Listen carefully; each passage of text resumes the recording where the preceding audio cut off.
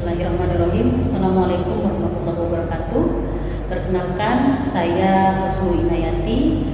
Saya di sini adalah sebagai dosen di program studi ilmu keperawatan. Hobisnya adalah di program studi ilmu profesi nurse.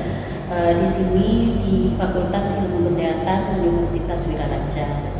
Kali ini saya akan membahas tentang RPS atau rencana pembelajaran pada mata kuliah keperawatan dewasa, sistem endokrin, pencernaan, perkemihan, dan imunologi. Perkuliahan ini adalah perkuliahan wajib yang ada di keperawatan dengan kode mata kuliah KEP 4406 dengan bobot SKS 4 SKS dan sebagai 3 teori dan 1 praktek. Di sini pada mahasiswa dilakukan di semester genap, di semester 4. Di sini ada 16 kali pertemuan, di mana 2 pertemuan di UTS dan UAS. Kemudian untuk deskripsi singkat mata kuliah di keperawatan dewasa ini, fokus mata ajar ini adalah pada pemenuhan kebutuhan klien dewasa dengan gangguan sistem endokrin, pencernaan, perkemihan, dan imun. Pemberian asuhan keperawatan pada kasus gangguan endokrin, pencernaan, dan perkemihan berdasarkan proses keperawatan dengan mengaplikasikan ilmu biomedik seperti biologi, histologi, biokimia, anatomi, fisiologi, patofisiologi, ilmu keperawatan medikal bedah, ilmu penyakit dalam, farmakologi, nutrisi, bedah, dan rehabilitasi. Gangguan dari sistem tersebut meliputi gangguan peradangan, kelainan degeneratif, keganasan, dan trauma. Lingkup bahasan dimulai dari pengkajian sampai dengan evaluasi asuhan keperawatan terhadap klien. Intervensi keperawatan meliputi terapi modalitas, keperawatan pada berbagai kondisi termasuk terapi komplementer. Kemudian capaian mata kuliah ini terdapat 7. Yang pertama adalah mahasiswa mampu menjelaskan tentang konsep dan ruang lingkup keperawatan dewasa. Kemudian yang kedua, mahasiswa mampu melakukan simulasi asuhan keperawatan dengan kasus gangguan sistem endokrin, sistem pencernaan, sistem perkemihan, dan imunologi pada pasien dewasa dengan memperhatikan aspek legal dan etis. Yang ketiga, mahasiswa mampu melakukan simulasi pendidikan kesehatan dengan gangguan sistem endokrin, sistem pencernaan, sistem perkemihan, dan imunologi pada pasien dewasa dengan memperhatikan aspek legal dan etis. Yang keempat, mahasiswa mampu mengintegrasikan hasil-hasil penelitian ke dalam asuhan keperawatan dalam mengatasi masalah sistem endokrin, sistem pencernaan, dan sistem perkemihan. Kemudian, mahasiswa mampu mengelola asuhan keperawatan pada pengelompokan klien dengan masalah sistem endokrin dan sistem pencernaan, sistem perkemihan, dan imunologi. Selanjutnya, mahasiswa mampu melakukan simulasi fungsi advokasi pada kasus masalah sistem endokrin, sistem pencernaan, sistem perkemihan, dan imunologi pada klien dewasa. Yang terakhir, mahasiswa mampu mendemonstrasikan intervensi keperawatan pada kasus dengan gangguan sistem endokrin, sistem pencernaan, sistem perkemihan, imunologi pada klien dewasa. Selanjutnya adalah materi pembelajaran. Di sini pada keperawatan dewasa ada beberapa materi yang disampaikan. Dalam hal ini, pada kali ini nantinya saya akan melakukan pembelajaran pada asuhan keperawatan gangguan sistem endokrin, dalam hal ini dengan penyakit diabetes mellitus. Selanjutnya, metode pembelajaran yang kami gunakan, yang saya gunakan dalam hal ini adalah menggunakan DIA atau Delivery, Interaction, dan Assessment.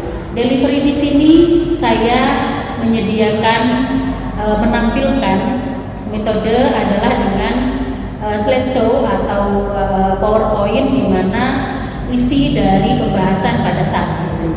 Nah, kemudian interaction di sini adalah diskusi yang biasanya saya berikan pada saat proses pembelajaran. Jadi interaksi di mana nantinya diskusi yang diberikan seperti pertanyaan yang saya berikan pada mahasiswa, kemudian mahasiswa juga akan menjawab dengan sesuai dengan kemampuannya. Selanjutnya asesmen adalah nantinya di akhir perkuliahan kami memberikan pertanyaan pada mahasiswa untuk menilai apakah pertemuan hari ini atau pertemuan pada pembelajaran hari ini sudah dimengerti atau tidak. Selanjutnya silakan kita lihat video pembelajaran yang akan saya berikan sebentar lagi pada pertemuan ke-6 dengan metode ceramah dan diskusi dengan materi asuhan keperawatan pada pasien diabetes mellitus. Terima kasih. Assalamualaikum warahmatullahi wabarakatuh. Assalamualaikum warahmatullahi wabarakatuh. Waalaikumsalam warahmatullahi wabarakatuh. Gimana kabarnya, Yani? Baik. Alhamdulillah. Baik. Sekarang saat ini sebentar lagi kita akan memulai perkuliahan berdiskusi tentang mata kuliah keperawatan dewasa dengan judul asuhan keperawatan pada diabetes mellitus. Sebelum Ibu memulai, kita kan kemarin sudah perkuliahan sebelum ini, pertemuan sebelumnya. Saat ini sebentar lagi kita akan memulai perkuliahan berdiskusi tentang mata kuliah keperawatan dewasa dengan judul asuhan keperawatan pada diabetes mellitus. Ya. Sebelum Ibu memulai, kita kan kemarin sudah perkuliahan sebelum ini, pertemuan sebelumnya. Nah, kira-kira masih ingat nggak sih materi tentang sebelumnya? Kemarin kita belajar tentang apa pertemuan sebelumnya? Tentang anatomi, fisiologi, tentang sistem endokrin. Nah, ini masih ada kaitannya dengan perkuliahan hari ini. Berarti kita berbicara tentang pankreas. Pankreas itu ada di sistem apa sih? Pencernaan. Ada di mana kalau di anatomi itu kita? Di belakang lambung, di bawah hati. Oke. Sebelum kita memulai diabetes mellitus apa, ini adalah harapan atau kemampuan yang diharapkan pada pertemuan kali ini. Jadi pertemuan ini diharapkan mahasiswa mampu melakukan simulasi asuhan keperawatan dengan kasus gangguan sistem endokrin, sistem pencernaan, sistem perkemihan, dan imunologi pada pasien dengan dewasa dengan memperhatikan aspek legal etisnya. Kemudian sub TPMK-nya, mahasiswa mampu membuat asuhan keperawatan klien dewasa dengan gangguan sistem endokrin atau diabetes mellitus. Yang kedua, mahasiswa mampu mengelola klien dewasa dengan gangguan sistem endokrin atau diabetes mellitus. Kemudian yang ketiga, mahasiswa mampu mengaplikasikan asuhan keperawatan klien dewasa dengan gangguan sistem endokrin atau diabetes mellitus. Apa yang bermasalah? Pankreasnya yang bermasalah. Berarti pankreas tadi menghasilkan apa? Insulin. Berarti yang tidak mampu dalam tubuh kita berarti menghasilkan apa? Insulin. Kalau insulin tidak bisa tidak bisa diproduksi oleh tubuh, maka apa yang terjadi? Gula darah tidak bisa dibawa. Artinya berarti gula dalam darah, glukosa dalam darah tinggi atau rendah? Tinggi. Kenapa? Karena tidak ada yang membawa. Insulinnya bermasalah. Oke. Jadi pengertiannya, nah ini adalah penyakit akibat penumpukan glukosa dalam darah. Glukosanya menumpuk dalam darah. Kenapa? Karena insulinnya, produksi insulin dalam tubuh ini bermasalah. Bisa karena memang pankreasnya tidak mampu untuk memproduksi, rusak, artinya tidak mampu dari awal. Ya, pada saat dilahirkan, pankreas sudah tidak mampu memproduksi insulin. Ada yang bisa memproduksi insulin tetapi resisten, tidak mampu membawa, artinya tidak mampu membawa ke sel. Ada insulinnya, tapi tidak mampu dibawa ke sel, selnya menolak. Namanya resistensi. Ini adalah perjalanan dari glukosa dalam darah. Jadi pada saat kita makan, ya, maka apa yang terjadi? Melonjaknya glukosa dalam darah. Pada saat glukosa dalam darah meningkat, maka insulin akan diproduksi. Siapa yang produksi insulin? Pankreas. Saat diproduksi, kemudian insulin akan membantu glukosa dalam darah tersebut dibawa, diikat. Jadi seperti mobil yang kemudian dibawa. Jadi insulin itu adalah mobilnya, glukosa ini penumpangnya. Dibawalah kemudian menuju sel yang membutuhkan. Selnya banyak di tubuh kita. Ya, kita terdiri dari ribuan sel, jumlah jutaan miliaran sel. Membutuhkan apa untuk bergerak, untuk berjalan? Energi. Nah, glukosa nantinya akan diubah menjadi energi. Sampai sini paham? Dibawa masuk ke dalam sel untuk kemudian diubah menjadi energi yang kemudian akan dibagikan, dibuat sebagai penggerak selnya.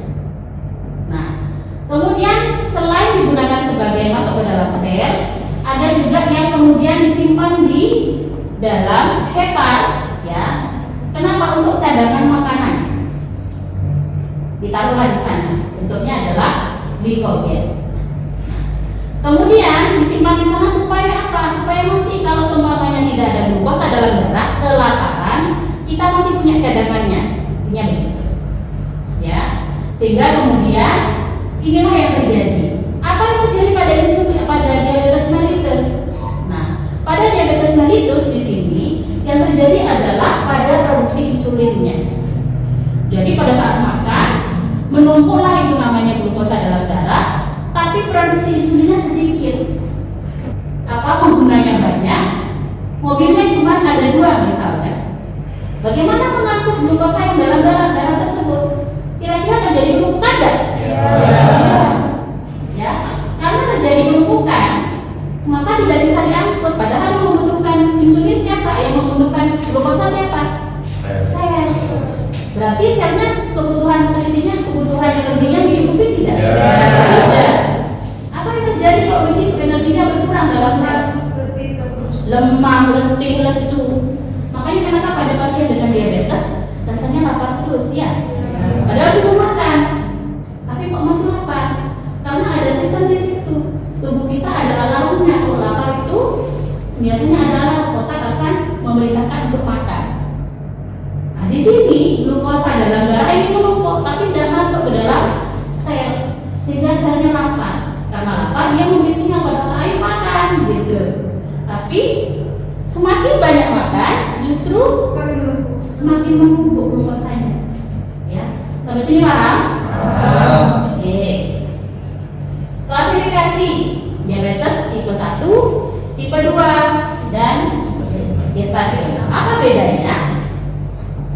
Kalau gestasional itu pada ibu hamil. Pada ibu hamil. Oke, betul. Jadi hanya ada pada ibu hamil saja. Biasanya ibu hamil tidak memiliki riwayat diabetes sebelumnya. Itu gestasional. Kalau tipe 1? Genetik dari lahir. Ketidakmampuan memproduksi insulin sejak awal. Biasanya ini terjadi pada anak-anak karena memang terjadinya lebih awal, ya. Jadi memang terjadi lebih awal, pankreasnya yang mengalami masalah sehingga terjadi penurunan insulin. Kalau yang tipe 2, gaya hidup. Apa gaya hidup yang kemudian beresiko terjadinya diabetes? Makan makanan manis, Makan makanan yang manis, kemudian gaya hidup yang tidak sehat, aktivitas dan lain-lain, stresor, makan makanan yang kolesterol tinggi dan lain-lain. Sebenarnya inilah yang kemudian yang paling banyak ada di tipe 2 karena berhubungan dengan gaya hidupnya. Yang paling banyak ada di tipe 2. Tanda-tandanya yang paling khas adalah poli. Ada 3 poli.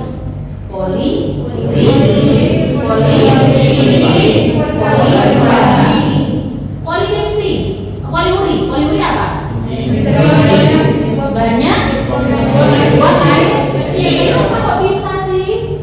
Karena pada pasien dengan DE, ya, yang terjadi adalah gangguan pada ginjalnya. Kenapa? Fungsi ginjalnya terlalu banyak gula dalam darah sehingga ginjal tidak mampu mengabsorpsi lagi. Artinya absorpsi itu adalah menyerap kembali.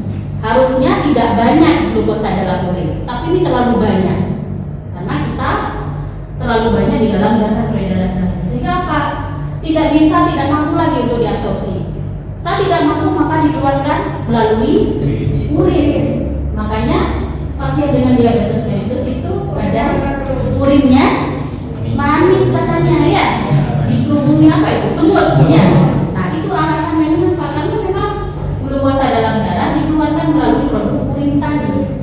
Kemudian kriteria diabetes, bagaimana cara kita menentukan bahwa ini diabetes atau tidak? Dari pemeriksaan kadar gula darah. Sudah pernah dapat praktek pengambilan pemeriksaan gula darah? Bagaimana caranya? Pakai alat. Oke. Bagaimana cara kita mengambilnya kira-kira bagaimana? Gula darah sewaktu gula darah puasa. Apa bedanya? Kalau sewaktu itu ketika hari-hari normal saja, sedangkan puasa itu biasanya sebelum operasi. Oke. Gula darah, pemeriksaan gula darah sewaktu itu berarti saat ini. Ya random. Tapi kalau gula darah puasa biasanya pasien suruh puasa dulu, paling tidak 2 jam. Ya, untuk menentukan apakah gula darah tinggi atau tidak. Nah, perhitungannya seperti ini nantinya. Kalau gula darah yang random atau gula darah yang sewaktu, kalau lebih dari 200 mg per dl, ini bisa dikategorikan sebagai diabetes mellitus. Kemudian kalau yang gula darah puasa, ya, ini lebih dari 126 mg per dl. Tapi kalau lebih dari ini, berarti bisa dikategorikan sebagai diabetes. Jadi hati-hati, diabetes itu tidak hanya terjadi pada lansia, tidak saja, tapi juga orang muda, masih muda juga banyak. Kira-kira terjadi karena apa? Gaya hidup. Gaya hidup apa yang bisa menyebabkan tingginya terjadi DM pada usia muda? Sering minum Boba. Minuman kemasan, ya, minuman kemasan yang cantik-cantik itu, ya, biasanya penambahan gulanya ekstrim loh ya. Makanya mungkin pernah lihat kalau di kemasan apa berapa mili ya. Kalau dilihat malah ada yang sampai separuh dari kemasan tersebut. Nah ini kalau diminum 3 kali sehari, bayangkan berapa glukosa yang masuk dalam tubuh kita ya. Nah, ada komplikasi yang kemudian muncul kalau terjadi diabetes mellitus. Apa saja? Banyak. Dari sini kira-kira mana yang sampean kenali? Stroke. Pasien DM bisa menyebabkan komplikasi pada stroke. Kenapa? Akibat apa? Karena gangguan peredaran darah terjadinya plak, ya, menebalnya arteri kita, sehingga akhirnya pada saat menebal maka akan terjadi gangguan jantungnya. Gangguan jantung terjadi, kemudian terjadi gangguan pada peredaran darah, tekanan darahnya berubah, maka lambat laun akan terjadi resiko terjadinya stroke ini. Ya. Kemudian ada neuropati, gangren. Nah, gangren. Pernah tahu gambar atau melihat langsung bentuk gangren? Ya. Gangren itu terjadi khas pada pasien dengan diabetes mellitus. Berarti sudah pernah melihat langsung ya, karena memang diabetes mellitus terjadi gangren ini sangat banyak. Bahkan di rumah-rumah kadang ada pasien-pasien yang mengalami gangren. Kenapa? Ya tadi glukosa melonjak, tidak terkontrol, kemudian gampang terjadi infeksi.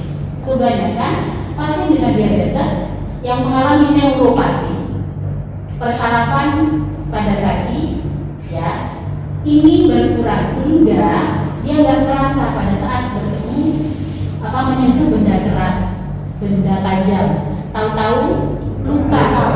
Karena luka tidak terasa maka dibiarkan. Saat dibiarkan terkenalah kena infeksi ya. Kemudian biasanya ada lalat-lalat yang bentang begitu ya. Nah itulah kemudian terjadi bakteri itu yang kemudian akhirnya menjadi gangren kematian, ya kematian pada jaringan. Kalau sudah mati artinya berbentuk apa? Warnanya apa? Kalau jaringan sudah mati, nekrosis itu warnanya apa? Hitam. Kalau sudah hitam artinya jaringan sudah mati. Kalau sudah mati, bisa nggak kira-kira masih nggak bisa, namanya jaringan mati, maka sudah tidak berfungsi lagi. Satu-satunya jalan adalah apa? Diamputasi. Makanya pasien dengan DM kebanyakan komplikasinya kalau gangren ada amputasi. Karena apa? Kalau gangren itu dia menjalar. Semakin lama dilakukan penanganan, maka gangrennya akan semakin melebar. Maka kemungkinan amputasi semakin besar. Nah ini gambarnya. Ini gangrennya ada grade-nya ya. Kalau masih seperti ini, warna yang masih kuningan ya, bengkak, ini masih di grade 1 tapi nyeri sekali. Kalau sudah berwarna kehitaman, mana yang menghitam namanya? Ini dia sudah terjadi nekrosis ya, sudah terjadi nekrosis. Kalau sudah nekrosis susah ya, berarti harus vaskularisasinya sudah terganggu, maka harus dilakukan asuhan perawatan pada pasien DM. Apa saja proses keperawatan? Kajian,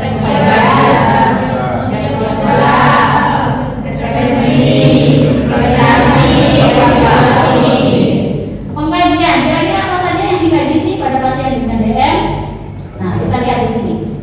Ini adalah proses keperawatan yang biasa kita lakukan, ya, yang sudah sampai dijelaskan barusan. Kemudian pengkajian jelas, pengkajian mulai dari identitas, riwayat, kira-kira riwayatnya kemarin bagaimana? Keluarga ada nggak sih yang mengalami diabetes juga? Ini berkaitan dengan penyakit yang diturunkan, ya, herediter. Ya. Pemeriksaan fisik jelas, tutup yang didapatkan seperti apa, mulai dari pengkajian dari kepala sampai dengan hidung, berbagai macam sistem. Jadi mulai dari misalkan seperti aktivitas fisik, ini pasien mengatakan bahwa dia lelah, lemah, ya, kemudian ada gangguan pada aktivitas, kemudian sirkulasinya ada perubahan, ada semutan, kebas dan lain-lain. Coba ibu berikan ini deh. Nah, kalau ini kira-kira kasusnya pasti diagnosa yang bisa diambil. Coba dibaca. Kira-kira diagnosanya boleh sambil buka buku SDKI-nya, namanya sudah bawa SDKI, Ciki, ya, boleh sambil dibaca. Kira-kira diagnosa untuk kasus ini apa sih ya? Ya, angkat tangan. Oke, apa? Nyeri akut. Nyeri akut. Kenapa mengambil nyeri akut? Itu kan pasiennya mengeluh terdapat luka di kaki kiri yang terasa nyeri dengan skala 7. Kemudian di sini frekuensi nadinya juga meningkat. Oke. Kemudian tampak meringis. Tampak meringis. Jadi ada di dalam kategori nyeri ya. Ada gejala mayatnya muncul pada nyeri ya. Oke, satu. Terus ada lagi kan? Oke, agak apa enggak? Hipovolemic. Hipovolemic, kenapa ngambil hipovolemic enggak? Pertama dari penyebab dari alatnya aktif di situ sering haus dan lapar, sering diragas 10 kali, jadi bisa. Kemudian gejala dan gejala ini objektif, ada tuberkulin menurun, membran mukosa kering, kemudian tekanan nadi menurun. Oke, ada semuanya sekali tersebut semua. Ya. Gejala mayatnya ada ya. Ya. Oke, berarti tadi ada nyeri akut, ada hipovolemik. Ada lagi satu lagi? Satu lagi kira-kira apa? Kayak itu. Oke, apa? Tidak stabilnya kadar glukosa darah. Di situ di penyebabnya itu ada gangguan toleransi glukosa darah. Terus DS-nya di tanda minornya itu ada 0,8. Terus di DO-nya di tanda mayornya itu ada hiperglikemia, itu kadar glukosa darah tinggi. Oke, glukosa darah ini berapa glukosa darah yang kita punya di sini di kasus ini? 354. 354. Ini GDS berarti gula darah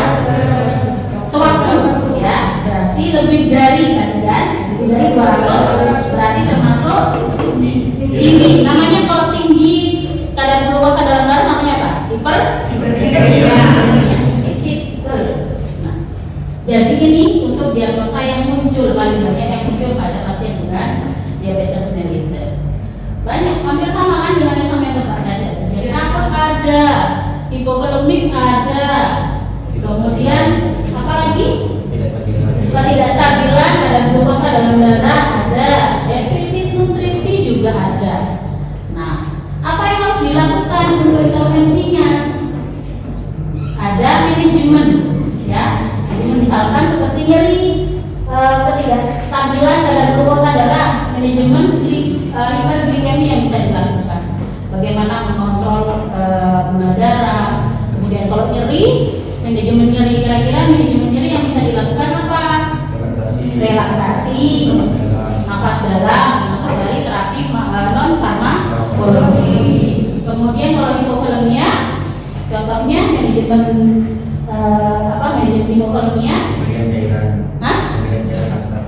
Ya, jadi bagaimana status cairannya kita observasi, kemudian kebutuhan cairan harus kita perhitungkan, inputnya berapa, kemudian outputnya berapa, keseimbangan cairannya bagaimana.